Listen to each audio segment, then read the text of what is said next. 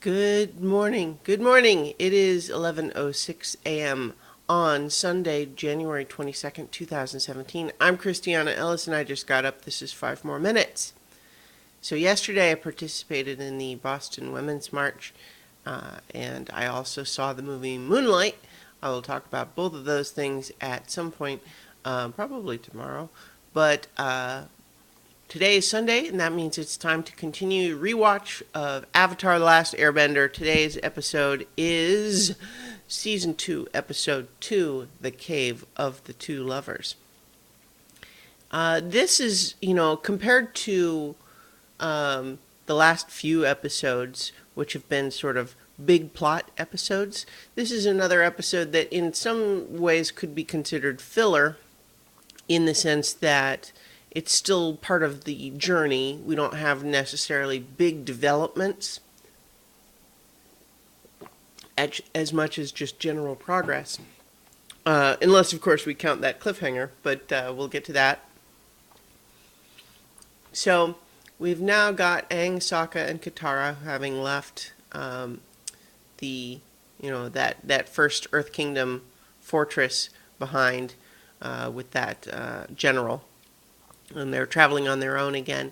And so now they're in a position where they feel a little better. Like it's not, there's still danger from the Fire Nation, but there's a sense of being slightly more in control, I think, compared to some of the first season ones. And perhaps that's just because traveling through the Earth Kingdom in general is supposed to feel a bit more safe.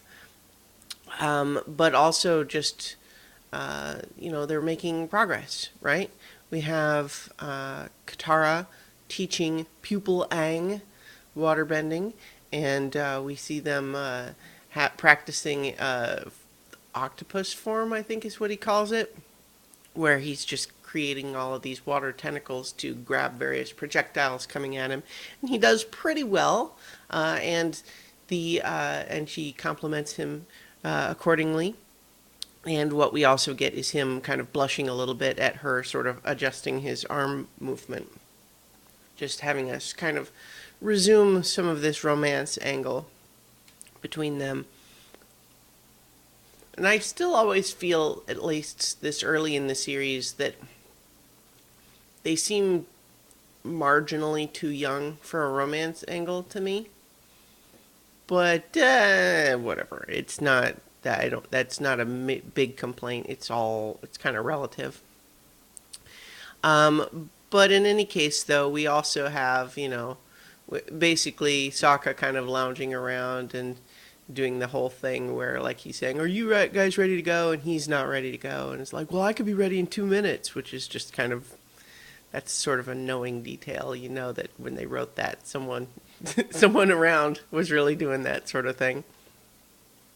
And so, of course, they now, while they're hanging out at this river, encounter this band of self-described nomads who seem like they're basically hippies who just kind of wander around and see what happens and play music and kind of take it easy. And of course, Aang and Katara are charmed, but Sokka, the frustrated skeptic in a world that actually has magic in it, is impatient with their attitude because he is very goal oriented. Like, no, it's not about the journey. We are going to a destination for a purpose, and it would be better if we got there quicker. So why are we not going? And, but I think we as the viewer can appreciate both the practicality of what Sokka is saying, but also recognizing that only ever having your eyes on the prize can make you blind to what's going on around you. And that's important too. But it is through these wandering musicians that we learn about this secret tunnel that supposedly goes through the mountains. And it's all kind of hypothetical and not necessarily critical early on, especially because Aang points out Appa doesn't like to be underground, so thank you for telling us about this tunnel, but I don't think we need it. Thank you anyway. Cut to a pretty great, brief comedy cut of, oh my god, the Fire Nation, there's lots of fireballs, oh my gosh. And then they come back singed saying, okay, secret tunnel it is.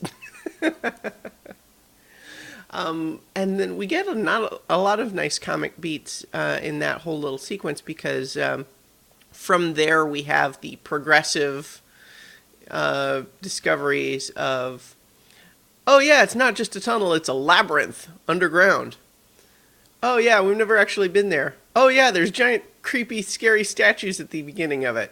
Oh yeah, there's a curse. and there's just a great moment of hearing about the curse, and Sokka just stops walking. Waits for them to all pass him, and is like, cursed! And then, and so they go in, and they get sealed in because the Fire Nation is pursuing, so they're kind of, their hand is forced. And it's great stuff because we can totally, like, everything is, these musicians, other than the fact that knowing about the tunnel at all was their idea, they do seem fairly useless. Although I suppose it's valid to point out that, like, even with the whole bit about their torches is like, oh yeah, they last 2 hours each, and so we got 5 of them, and then they light all 5. And Sokka has to point out, it's like, well, they're not going to last 10 hours if you light them all at once. And it's like, oh yeah. But at the same time, it's their torches. It's not like, like they brought them, so wouldn't have them at all without them. Of course, as Katara and Aang discover later, it's only when the lights go out that you can see these glowing crystals. But it's all pretty interesting because, of course, that we see wolf bats and badger moles as some of these hybrid animals that the show builds its world on. And, there's the cave-in that separates them. And we have Aang and Katara discover this tomb, which is really kind of a sad discovery because on the one, I mean, we vaguely knew this story, but the idea of it was always that, like, oh, well, they came to meet each other, and then the idea that they're buried together there is kind of not what we envisioned as this romantic, Romeo and Juliet style getaway, except it turns out it seems like it's exactly a Romeo and Juliet style getaway. But we learn this story from the engravings on the tomb, and we get 2 interesting details there. One, which is just, of course, the founding history of the city of Omashu, which is good setup for later. I mean, we've been to Omashu before in Season 1 when we visited with King Bumi, Aang's old friend, now a mischievous old man. But just the idea of having an emotional connection to the history of Ba Sing Se, of Omashu, rather. Ba Sing Se is a different place, sorry. But Omashu, and then also the idea that this story is supposedly also the story of how humans first learned earthbending from the badger moles, who we later see doing earthbending, which is also interesting. And of course, the badger moles also prove out Sokka's insistence that the tunnels are changing. People are kind of skeptical at first, but he's like, no, I've mapped it out. They're definitely changing. And it turns out he's right, because the badger moles are moving stuff around. But we have that moment where desperation is almost kind of forcing them to, Katara and Aang, to try kissing, because supposedly, according to the legend, love is what, trusting in love will be what guides you through. But that's not a great way to try to kiss for the first time, right? Because it's like putting pressure on it, and the pressure kind of cracks the conversation in an unfortunate way where Aang, desperate to not appear too vulnerable, backpedals too hard, offends Katara. Now she's mad, and the whole thing falls apart. And poor Aang, who has wanted to kiss her for so long, now has blown it. But as we, continue the argument, they're running out of light. And just as it's about to go out, they're willing to try it one more time. But that's when they discover the crystals. And there's this great extended reaction shot on Aang's face as Katara starts to follow the crystals, where he's kind of realizing, oh, the appearance of the crystals is good because we're going to have a way out, but I was about to get to kiss her, and now it seems like she's not going to kiss me. And I'm sad about that, but happy to be going out, but also, okay, yeah, I'm just happy, like I'm a little wistful, I'm still hopeful, but I'm okay. I'm not going to try to push her to kiss me anyway. And you just get all of that non-verbally from Aang's facial expressions, which is pretty great. And then meanwhile, we have Sokka and the musicians who, first of all, Sokka's practicality, is always appreciated by me, in the sense that, okay, yeah, this is a labyrinth of tunnels with a legend about trusting in love and a curse, supposedly. But still, when he comes in and says, okay, labyrinth, let's make a map, let's follow it, and just very pragmatic about the whole thing. And I like that. And I also like Aang backing him up earlier, in the sense of, the musician saying, you don't need a map, you just need to trust in love. The little guy knows it. And Aang's just like, yeah, but I wouldn't mind having a map also. And unfortunately, the map doesn't work because the tunnels are changing. But the frustration that Sokka feels is, it's mostly played just for comic relief. These musicians seeming pretty useless, except of course, there's something to the idea of keeping the mood up. Like, as much as Sokka is frustrated, the idea of, like, don't let the cave-in get you down, keep going, keep a smile on your face. Like, there's something to that.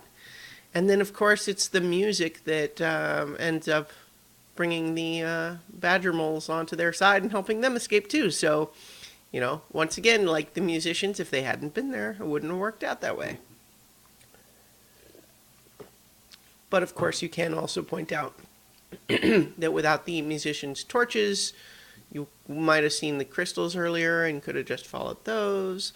Or, but who knows, like if the badger moles are moving the tunnels around, you don't know if they can, it's all complicated and it's kind of beyond the point. It's not worth getting into that detail, I don't think. But so in any case, we don't have a lot of advancement on their story other than just Aang still wants to kiss Katara. She is still semi-oblivious to his feelings.